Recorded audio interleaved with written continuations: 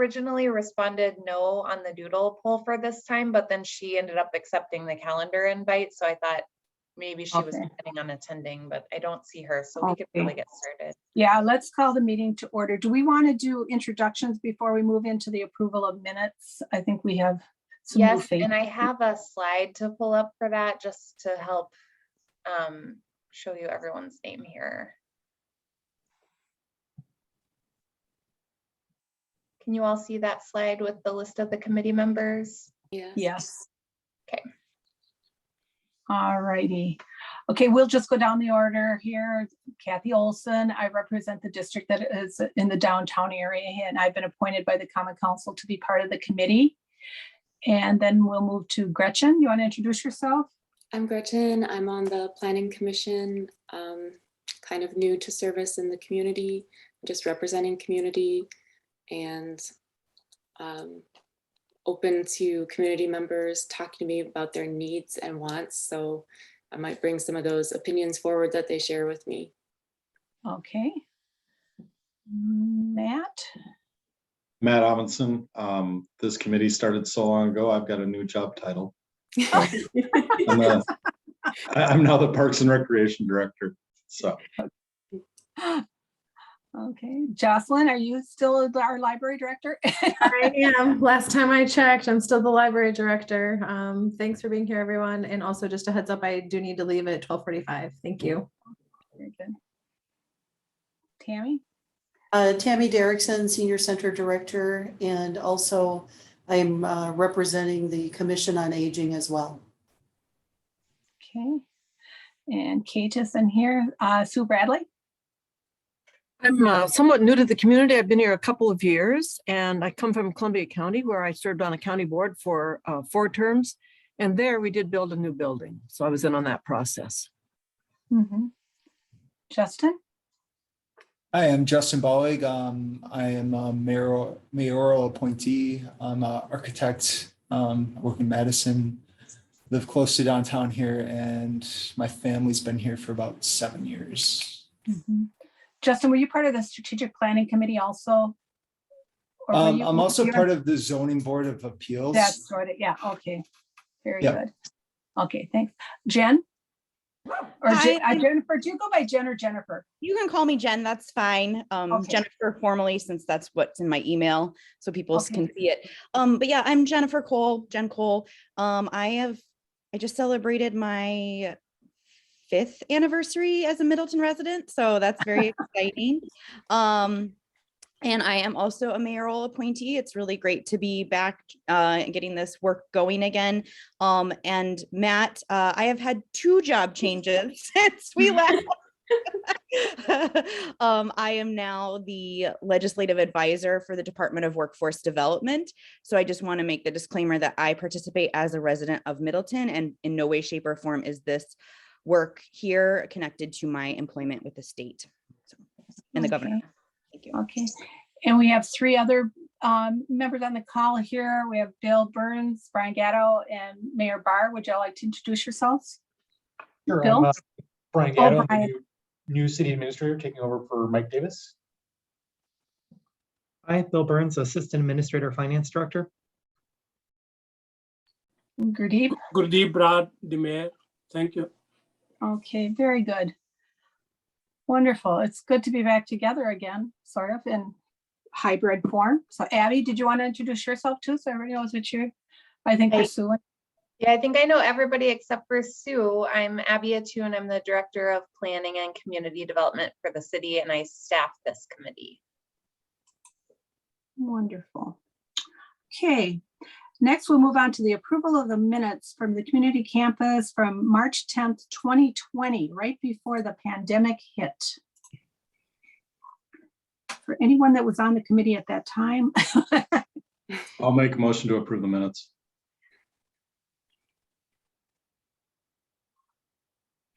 Do I have a second? This is Jocelyn. I'll make a motion to second. Okay. One thing in here we had not not approved the February minutes. We were waiting to include the comments from Ahmed and Terrence Wall. Can we put that on our next agenda to make sure we do formally adopt those 2? Yes, I will do that. Thanks for thanks for noting that, Kathy. Okay.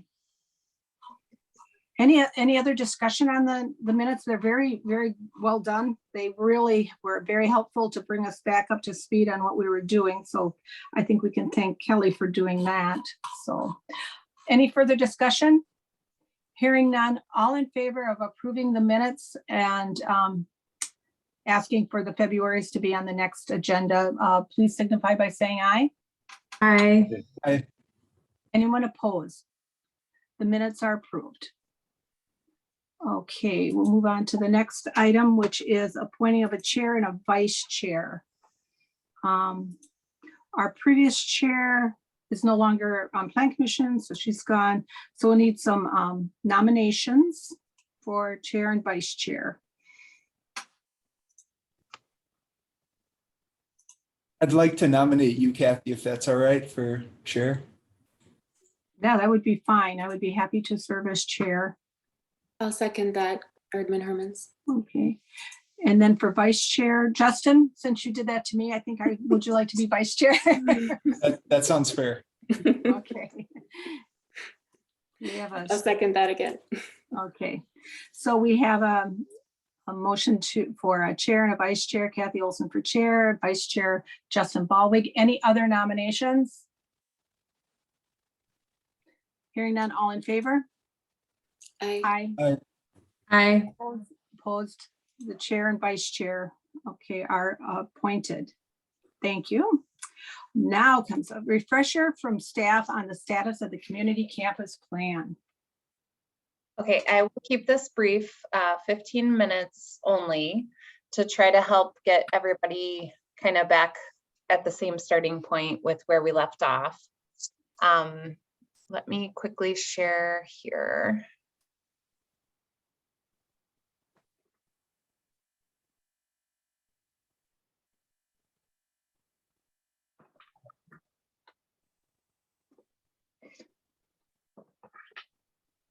All right, can everybody see the first slide in presentation mode? Yes. Okay, thank you. So this is just a brief refresher. This is very similar to a presentation that I gave at the January retreat of the Common Council and Plan Commission. So if you attended that and recall the presentation, I apologize for any duplications. This project has been going on since 2019, and we really started the community campus planning project for downtown with 6 primary goals in mind. The first one is that we wanted to look at opportunities where we could modernize or replace the city's current public facilities where needed and where appropriate. We also wanted to identify opportunities for more efficient utilization of land through combined facilities, flexible spaces, and also using underground parking and shared parking opportunities, similarly to what we have seen through the private development that's happened recently with the Middleton Center project in downtown. We wanted to ensure that our municipal facility space needs are met. We've had a lot of growth, especially in multifamily over the last decade or so, and we also want to make sure that our municipal spaces are accommodating future growth needs of the city. We wanted to look at opportunities for private development and also public-private partnerships and mixed-use development. We wanted to enhance the downtown by creating buildings that are visually appealing and inviting and are friendly for the customer, which is primarily our residents. And then we wanted to align with the city's ambitious goals related to environmental sustainability. The original request for proposals for the community campus planning project included 15 additional goals as well. And you can find all of those documents. They are all available on the city's website at cityofmiddleton.us/ccc. So if there's anything you wanted to go back and take a look at the original RFP or the proposal that we got from the firms that we ended up selecting, which was one joint proposal from SEH, EUA, and Fendorf. All of that information is up to date on the website and you can check that out. So we identified the city-owned properties in downtown. Those are the ones that are outlined with the blue crosshatch. We haven't really focused much on the depot that houses Visit Middleton, which is the tourism department of the city, because that is a nationally designated historic landmark and we don't really anticipate any changes to that. In fact, the tourism department just recently completed an interior renovation of that space. So that has not really been a primary focus of the plan. Instead, we've been looking at the senior center building, City Hall, the public library, as well as over half of the land, which is in surface parking lots currently. And then we're also including the small space that's shown in green here next to City Hall, where the picnic tables are right now. That was acquired from Middleton Outreach Ministry several years ago, thinking and planning ahead for a future potential expansion of City Hall. But right now it's just being used as an open green space. So the community campus plan scope of work included 2 phases. The first phase was to identify the space needs for our facilities, and that included 5 different components. The first one was the All Our Ideas survey. So if you'll recall, we had a website link where residents were posed with 2 different options for what they would want to see in the downtown, and they could only select one, whatever was their favorite or whatever they had identified was the highest need item.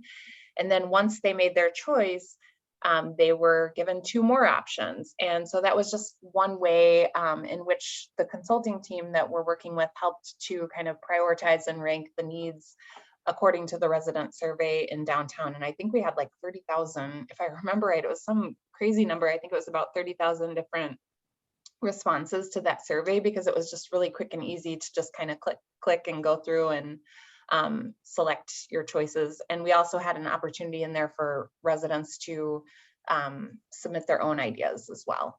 So we can give you the results of all of that if you want to get back up to speed on that. We also did some data gathering and analysis, and that involved interviews with the primary building managers of each of the buildings, as well as looking at other communities and what types of municipal facilities they have available, and then looking at information about the current constraints for the different buildings, as well as the spaces that are working really well and what the facility managers really liked about the buildings currently and what was really functioning well. And then the consultants performed a Sunday stroll. That was where they took out the sandwich boards on the wagons around downtown and Lakeview Park, and they asked members of the community what they wanted to see in downtown Middleton and what they wanted to see in their civic buildings. We have the information that they gathered through that analysis. And then we held stakeholder meetings where we had city staff members, elected officials, and commission members attending and providing input and feedback on the project. And that resulted in a recommendation from the consulting team for a total space need of between 154,000 and 180,000 square feet for all of the buildings combined. That range was not formally approved by the city. That was a recommendation that was made. And that's one of the steps that we're going to talk about as far as how we want to proceed with next steps in this planning effort. The second phase of the community campus plan was to gather additional public input, develop programming, concept designs, and cost estimates. And that the second phase is underway currently, but that's where we kind of stopped the project at the very beginning of the pandemic, and we have not yet picked up on that. So none of these options that are shown here on the screen have really changed since when we left off at the beginning of the pandemic. So I'm not really going to focus on the 3 options here today very much. I'll give you a brief overview of each of the 3, but I don't think that that's the focus of our meeting today is, you know, kind of going over the 3 different concepts and figuring out what we like and don't like. I think really what we need to do today is just to figure out how we want to pick up where we left off and what the next steps are for us. Had I thought that the focus was on the actual concepts, I would have been sure to invite our architecture team, but I'm cognizant of the budget issue, and I'll give an update on that later as well. So I don't want to invite them to any meetings yet and re-engage with them until we're sure that we're ready and we understand what our next steps are. So this first concept that they had outlined, it's called the Hub, and it focuses the new community building on the current library and library parking lot sites. And the building would include underground parking. And then on the first floor, as shown in red, you would have an intergenerational center and the library, which is in yellow, with a shared lobby amenity in the center, a small city hall reception area on the ground floor. And City Hall is shown in blue on the 3rd level of this concept. The library would occupy the western half of the site as well as the entire 4th floor. The Intergenerational Center, which under this concept is a combined senior center and community center space, would occupy the eastern half of the 1st and 2nd floor. And then, like I mentioned, City Hall would be entirely contained on the eastern half of the 3rd floor. And then the other sites that are kind of shown in the lavender clear color, those are open for private development, potentially under this concept. But we really view what happens on the other sites as kind of being the second step after we identify the civic use needs first. The second concept it's very similar in terms of overall massing to the Hub, and it's on the same site, the library and the library parking lot, but it shrinks the overall size of the Intergenerational Center and the library in order to provide at-grade parking that would be hidden beneath the building, but would be open to daylighting. Some of what we heard during the public engagement process is that some people don't feel comfortable parking underground. They prefer, you know, kind of similar to what you see at the Target on Hilldale, where you have at-grade parking under the building, but it's open to the daylight. It provides a little bit more feeling of safety. So that's really the only change in this one. And then the third option is called the Heart, and this places the new civic building on the site that is currently City Hall and the adjacent green space and parking lot. The Heart would have City Hall in blue occupying and rehabbing the building that is currently being used as the Middleton Senior Center building. And then there would be a new building on the spaces that would be redeveloped. The new building would include underground parking, and the 1st and 2nd story would be library, intergenerational center, and shared space. The 3rd and a step back 4th story would also be the library. One of the concerns that we've heard about this design is that it does place a large new building directly adjacent to single family homes. And then we did get a cost estimate from our consultants on, you know, just as a range, looking at the square footage needs of the city. And this is a 2020 estimate now. And we know that construction costs have increased dramatically, but the 2020 estimate was for a total project cost of between 51 and 72.5 million. And then they also provided the 2025 estimate if we were to do everything. This includes the building costs only. It doesn't include furniture, fixture, and equipment, FF&E. It also would depend on the level of finishes. It depends on, you know, what the ultimate design of the new facility could look like. And a lot of that, we aren't going to know exactly the cost until we actually engage an architect to design the new building. So there could be a lot of variables at play in these numbers, but they gave us this as an estimate. And then working with our finance director, Bill Burns, we have identified a number of options that will all need to be combined, funding strategies for the new campus building. Those include looking at general borrowing, where we would layer in new debt as the outstanding debt on our current city facilities is paid off. So that would include, the fire and the EMS stations, the police station, and the Middleton Operations Center on North Parmenter Street. And those are, as they're fully repaid, then we would layer in new debt potentially for the new civic campus. And then we could also look at structuring additional debt service that would align with the closure of TIF District 3, which is in 2030, in order to limit the net tax rate impact to the resident. We also believe that we can use TIF District 3 financing for the public parking components of the project, so they can be parking that's beneath a municipal building, but is for public purposes. And also for facilitation of any private development that might occur as that next stage. The city has also considered and may want to consider using a library impact fee as part of any new campus building that could help fund the portion of the new library facility that would be built to accommodate future community growth. The city does currently charge an impact fee to new development that helps to fund fire and EMS. And we recently retired a law enforcement impact fee that we were charging to help fund the portion of the police facility that was built to accommodate future community growth.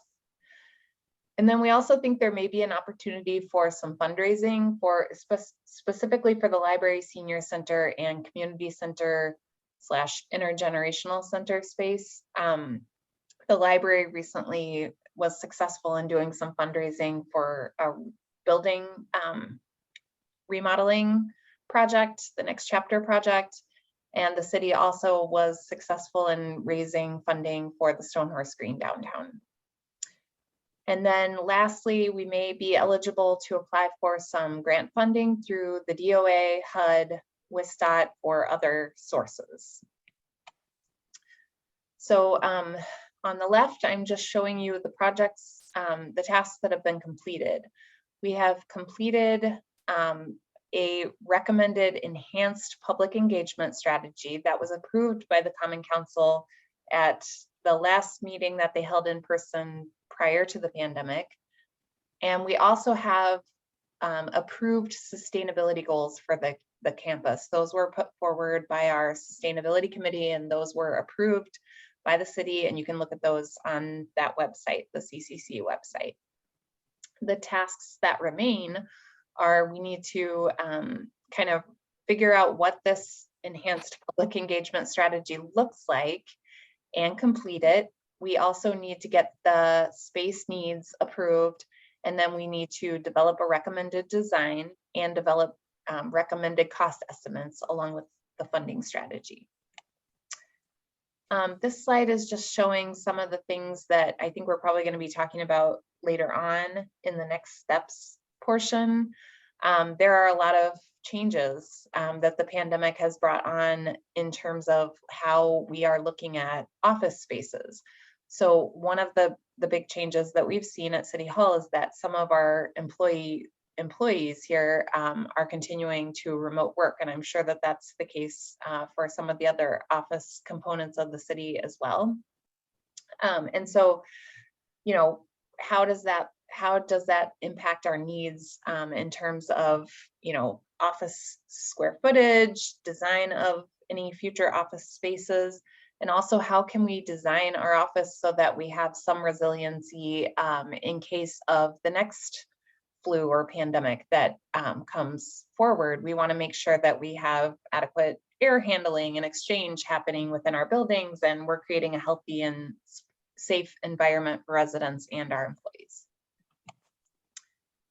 So I think that brings us to kind of determining what the next steps are and how we should proceed to move forward on this project. I did have a chance to meet with some of our city staff folks that have been engaged in this process yesterday, and we talked about a few ideas that we had, which are to shorten the public engagement period. We had talked about a 9-month period of time, but we think that with the work that has been done on the strategic plan, we might be able to leverage some of that equity work that has come out of their project to shorten the engagement period potentially to 3 to 4 months with clear action steps moving forward.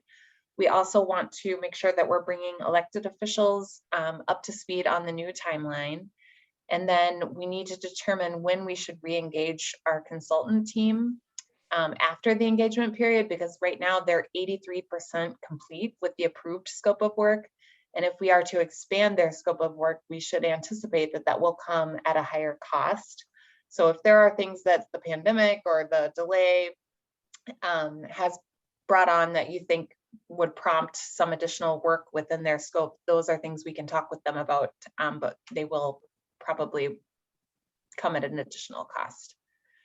So that is all that I had, but I'm happy to answer any questions. And otherwise, I was just going to pull up a blank slide here on this PowerPoint, try to kind of take notes here as we go. Abby, did Justin and Tammy have a way to raise their hand if they want to say anything in the conference room, or should they just ask us? It would probably be easiest if they would just maybe physically raise their hand. Okay, because I don't know if unless.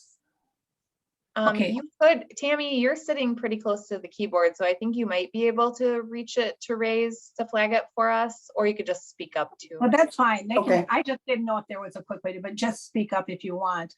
Okay, any questions that we want to get started with this? I have a bunch, but I'd like to hear from anybody else who has questions.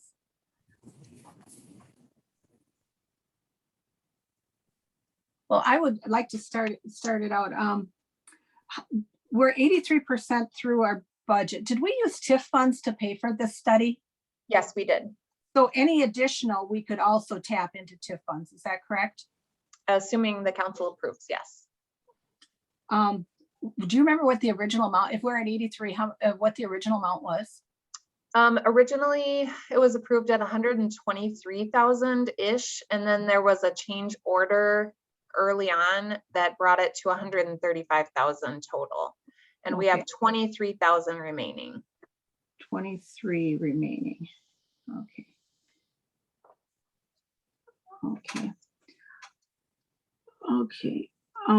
One of the things that the pandemic has really showed us is, and Tammy, you might want to weigh in on this too. First of all, we were talking about the health and all policies. And then the intergenerational aspect of this, and that has changed, I think, dramatically. Tammy, do you want to talk about that? Yes, in fact, right before the meeting, I had the opportunity to send a letter to Abby and the city administrator from the Commission on Aging, which was just last night. So that letter kind of outlines a number of concerns I know that our seniors have. One of those being, the exposure to small children in terms of germs and illnesses, being in the same space. I think everybody already knows that the seniors really want their own designated space so that it's a little bit more of a controlled environment. And so I wonder if maybe on the next agenda, could we make that letter or put the letter on the agenda so that we have an acknowledgement of the letter for the commission, and then everybody then will get a look at what the commission is expressing to the committee. The three options we had, all of them were labeled intergenerational. Was that right, Tammy, that there wasn't actually like a senior center area? Yeah, I think what I recall is towards the end of this process, I think everyone really had an understanding of that. That was my sense. And I think we were starting to have that discussion right before the pandemic hit. And I think we were somewhat at a consensus with the fact that the commission would like to have their own designated space. Some of the concerns in there for the commission is, of course, the library had a space needs study that was professionally done. The senior center has not had that. We've had some preliminary discussions with our architects, but we haven't had a formal space needs study. If you look at our activity calendar, there's really around 120 activities on there every month. So that is a concern as far as, you know, the space goes. People come in and they want a designated space for their certain activity for the week. And those things are important to the general function of the senior center. There is also a portion that I would like to at some point present to the committee on what the National Council on Aging suggests for quality senior center. And I do have those specifications.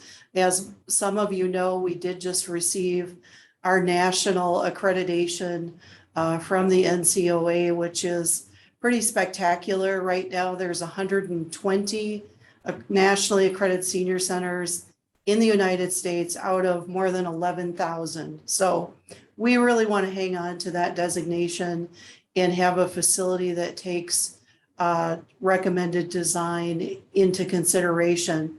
The other part of this too, there is a second letter that I sent out that I'd like to have put on the agenda from Dane County, outlining the fact that county guidelines or state guidelines, excuse me, could change for our dining center.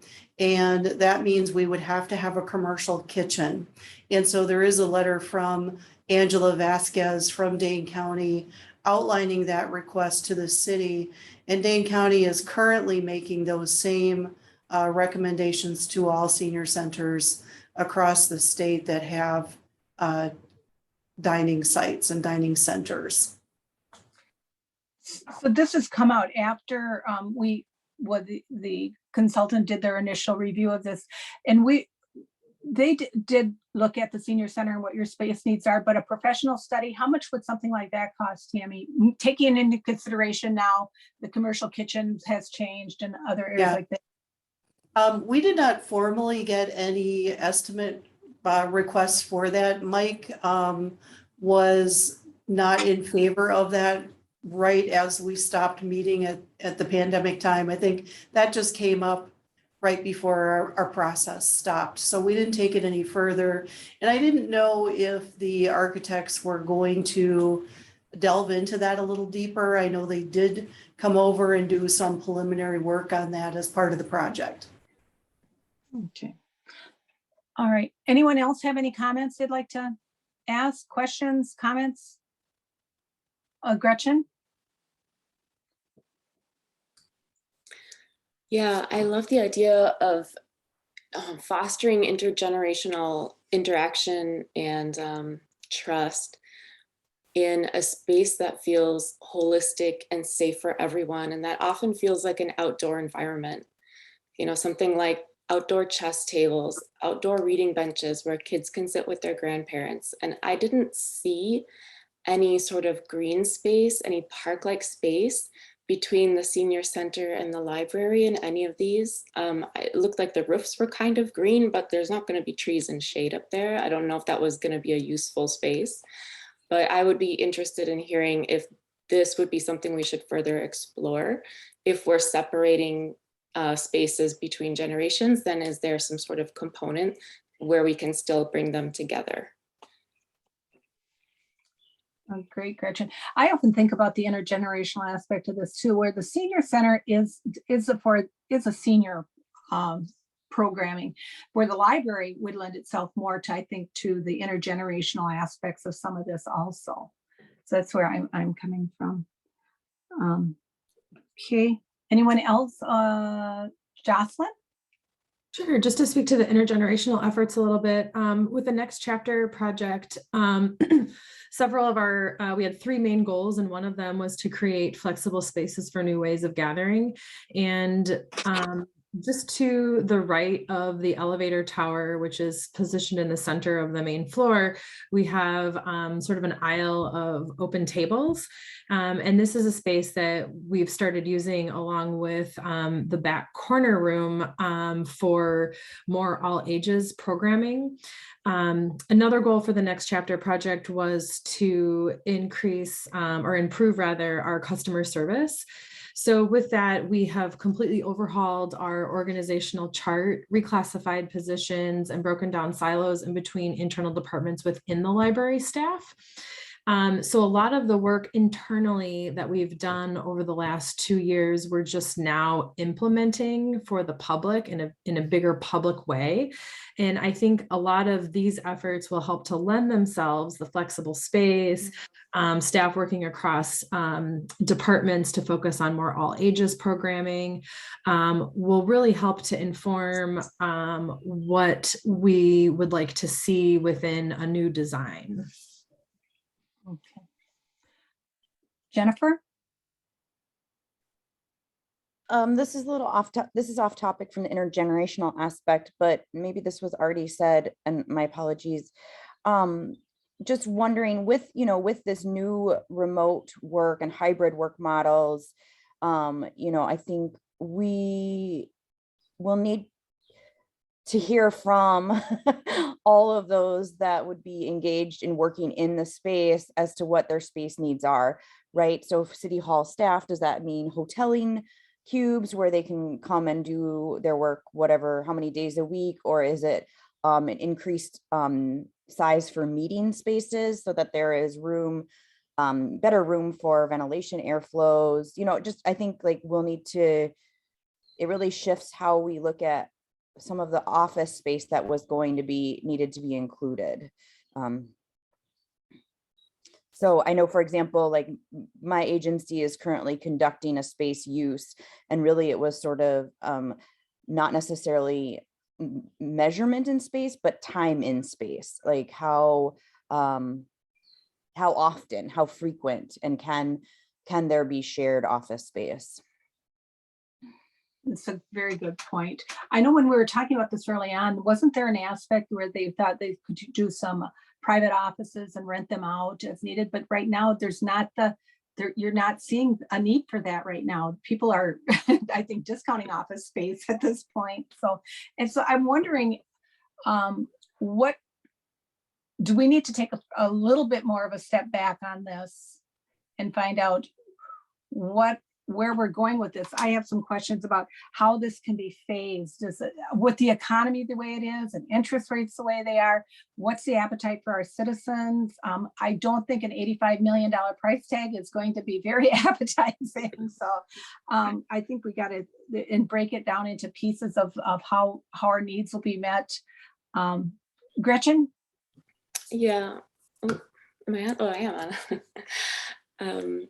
One thing that I heard Stacy Lee on the Commission for Aging speak about was the idea of this commercial kitchen being a potential overlap use space for people to start micro businesses in the community, because we currently don't have a commercial compliant kitchen in Middleton for people to do that. And that kind of leads me to this other thought of what are some other structural business incubator type resources that could be included in this plan that maybe we didn't look at before. There seems to be quite an appetite to foster community growth and small business. And currently you would have to go to the north side of Madison to do that with the county services. That's true, like a kitchen like that. And it would also be for demonstration purposes. I know like they have Matt, you can correct me if I'm wrong, but I think at the Hubbard Activity Center, they do some baking and classes that way. And the library has things like that. They could do demonstration things too, but they're very limited in what they can provide in that space. I know there's a lot of interest in having access to a commercial kitchen if there was one from a general recreation for both youth and adults. Right. But the timing would be so important that it would be available during the whole morning and into the early afternoon for the senior center. And then after that, so, well, which might work. And Tammy, correct me if I'm wrong, because like if there's after school programming or something that it might work for that. Yes, yeah. We would need use of a kitchen from about 8 till about 12:30. And then we're pretty much finished up with Meals on Wheels and the dine-in service currently. And the dining room could be opened up to other use then at that point too, correct? And then if you had other yeah. spaces, if you had other spaces. Yeah, I mean, depending on the design, it Yes. certainly could, it could be a shared space, yes. Yeah, yeah. Anyone else? Justin, do you have anything you'd like to add right now or? I was just trying to think back, and I know we discussed bringing back to the phasing, because we obviously want some form of continued service for all of these buildings while the project's going on, and I think that's another step once the site's kind of decided upon that we'll probably want to take a look at, because I think moving around parts, is there any off-site areas that we could potentially use for temporary facilities for some of these programs, or, you know, just the phasing of construction versus still maintaining service for the city through the construction process. Yeah. Site areas, yeah. And then I couldn't remember, just jumping into taking a look back at all the programming needs and how the pandemic has really affected. I know we talked about a lot of shared conferencing space, and is that, you know, still makes sense with the amount that we had in the program, or, you know, size as well. And then I couldn't remember if we really had a program for the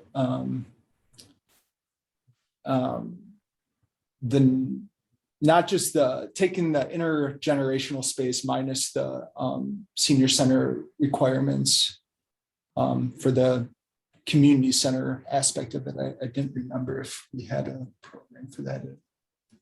I don't remember going back. Matt, do you want to talk about the community center space? And if you recall what we had allocated?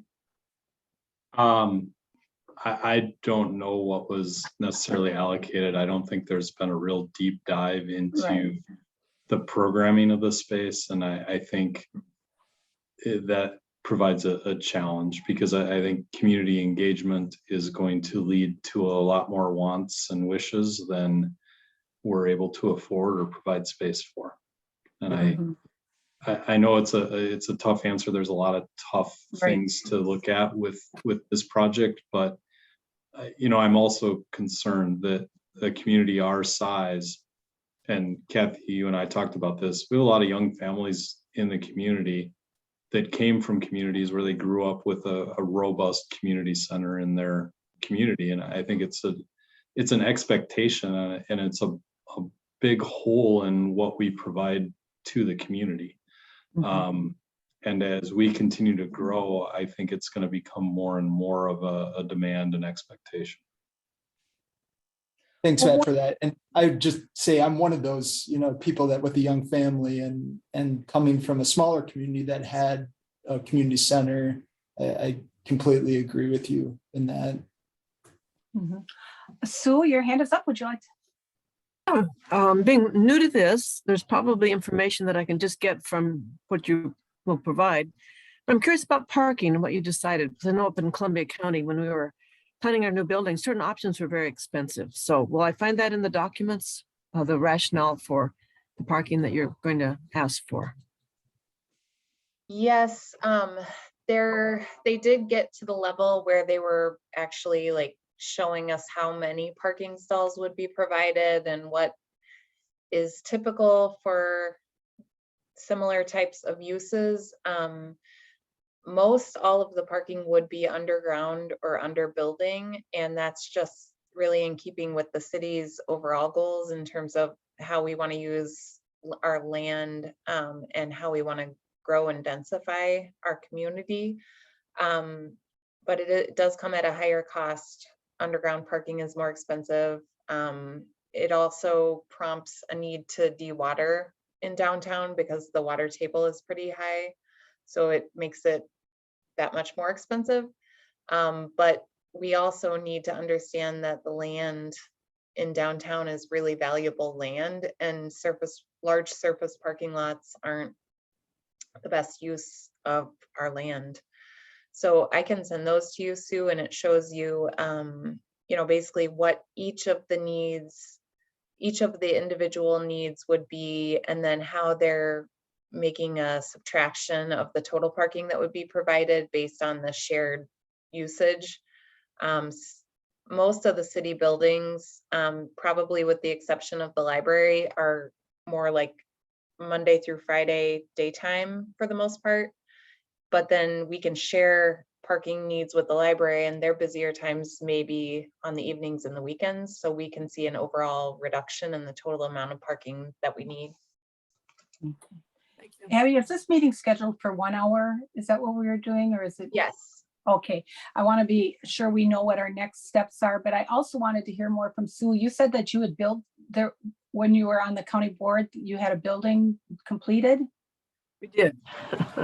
Can you tell me a little bit what kind of building it was?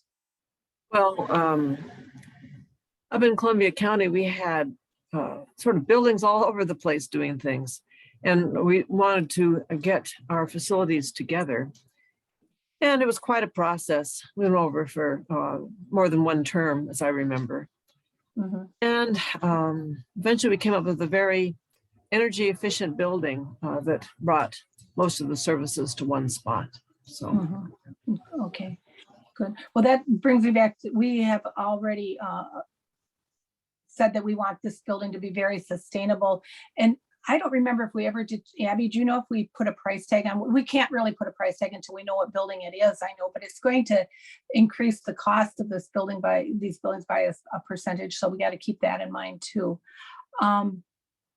What should our next steps should be then? I think we should be meeting again. I think we've got a lot of changes that we've got. I think the city council should be engaged. Do we want to ask for a larger budget to continue this process because of all the pandemic has caused so many changes? Do we got any thoughts on that? I'd maybe offer that staff can reach out to the architect and at least discuss with them informally some of these items that have come up today and get a sense from them. If we were to investigate any of these questions further, what's the cost ramification to that? Then we can bring that back to this body, make sure that you're comfortable with it, and bring it up to city council for their discussion at some point in the near future. That sounds good. What about the senior center doing a space needs assessment? Is that something you'd like to get a cost on and see how much it costs to do that, Tammy? Or do you think that would be a step that would be important to have before we engage the architects again? I know that the Commission on Aging has talked about that several times. Or do we want to re-engage with the architects to discuss that piece of it? Is that something that they would dive a little deeper into? I guess I'm not sure about that piece. Okay. Mayor Brar? Yeah, so I went through, number one, this is great that we are doing this. So I think the pandemic has really changed the whole thing. And it has especially brought to light the seniors' needs. So you can see that intergenerational is fine as long as with your family, but mixing the seniors with little kids probably isn't going to go. And the senior would have to have a really very separate facility. In any case, the pandemic has really made us aware, and it has changed the whole picture. So I think, as Matt said, we need to identify the needs versus wants. For example, the community center, which we probably do need, but it isn't even here in the plan. So the space needs, again, have changed because of the pandemic has brought to light that what could happen. And so I think, I know we had the space needs for the library first in 2012, and then 2015 or 18, whenever it was. So the first study didn't really was little space needs. I think there was, from what I remember, that we needed some more space for the children's program. And of course, the second one was very different. So I think we really need to have a real space needs, not something which we aren't really sure of. So we need a complete picture. And then it's too early, but a bill could at least have some breakdown of funding that, let's say, if it's 100 million, if we were to do this now, it will be no less than $100 million because of the costs have gone up so much. And so I think a bill could provide anyway, just assuming that, let's say, $100 million. So how we are going to fund it and what will be the cost to the taxpayers. And then I went through the minutes, and the Nugani, however you pronounce his names, his public comments are right on target. And I think, we should look into those comments which he offered. They were valid then and they're valid now. So. Mhm. And he is an architect too, so he knows he's going to know stuff. Bill, your hand is up. Yeah, thanks. So I was just going to make a similar comment about the space needs. I think that's really the space needs is driving the square footage, and that's really what's driving the cost. And I think for all the reasons the mayor and others have identified with changes, I'd like to get a thought from the architect and the team of how we can review that. Maybe not necessarily starting over from scratch, but kind of updating what we have based on the changes we've all seen the last couple of years, and maybe trying to do some prioritization within those space needs of, we've got here is everything we'd like, but this is what we need, and what's the kind of optional add-ons, so we can kind of tailor the project to what we think is a reasonable amount. Exactly. And how it could be phased would be something I'd be interested in seeing too. I like that. So Abby, do you need a motion for what we want to do here is to re-engage the architect and find out some of these options that we have and how to, would you like a motion on that, or wait, Jocelyn, you have your hand up? Just one quick thing before I have to take off here. It would also be worth looking at other communities around Wisconsin, Minnesota, Michigan, Illinois, especially that have recently completed or opened up co-location projects. There's quite a bit that's been happening in Milwaukee. There's a really great community center library that opened up in Egg Harbor in Door County. So I think just taking a look and seeing what we can learn from other people that have already gone through this or have made changes or adjustments based on things they've learned from the pandemic would also be worthwhile. And I'd be happy to help put that list together. That'd be wonderful. Mayor Barr? Yeah, and I would say I agree with Jocelyn. So we have to think about the libraries of tomorrow. And I was in California, in Palo Alto area. There's already such a big change right here in the US.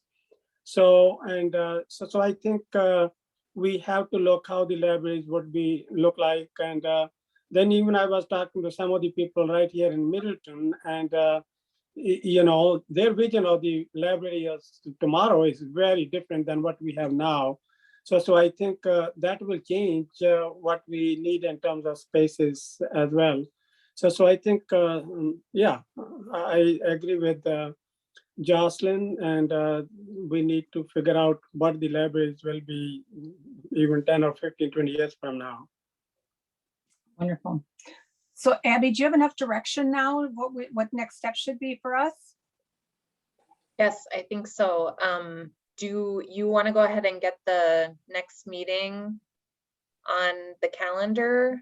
Or it'll need to be probably a couple of weeks out if we're gonna talk to the architect. Talk with the architects, yep.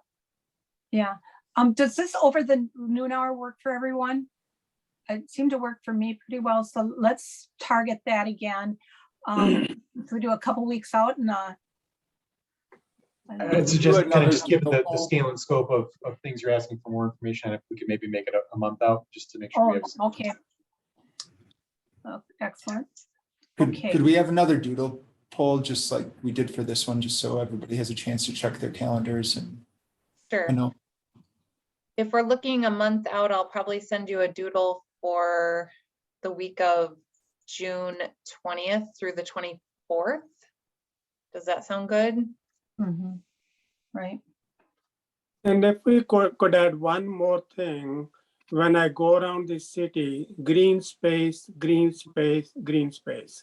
Downtown, beside the Stone Horse Green, we would have to have some more green space close to this building. I don't know how it will happen or not, but we are going to have green space, so.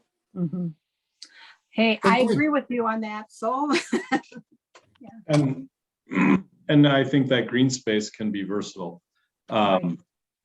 Whether that's rooftops or portions of buildings that are set back to allow for, I think what people are looking for are places to gather and space to gather and creating unique venues that maybe are different from what we currently have that create interesting opportunities. And I think exploring public-private partnerships in some of those too, where Brian's got experience on an extent there with some of the things Monona's done with beer gardens and create. I'm not saying we're going to sell beer as a city, but I know that that's what we hear a lot of people are looking for is these aesthetic beauty spots or places to leisurely enjoy other people's company. Excellent. And just And to let's add not on to forget that, about the children. Gretchen? just to add on to that, you know, the winter time is also really critical that people can get together and feel happy and connected and in nature. And so maybe the two sides of a building don't need just a hallway between them, but a sort of expanded atrium area where there's light and plants and tables and people can gather there even during the winter as well. Understand. Mayor Barr? As Kathy would agree, we have no playground in the downtown area. So we would need something for those little kids while the parents are using libraries or some other facilities.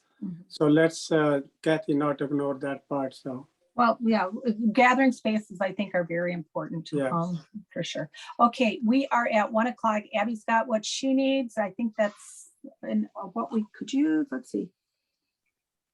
Next meeting date, I need a motion to adjourn unless there's anybody has any other last minute comments. Great job. Motion to adjourn, anyone? So moved. Second. Okay, all in favor? We are adjourned. Thank you, Abby, for pulling this together. Really appreciate it. Really. So, thanks a lot, everyone. Thanks, guys. All right. Bye. Bye.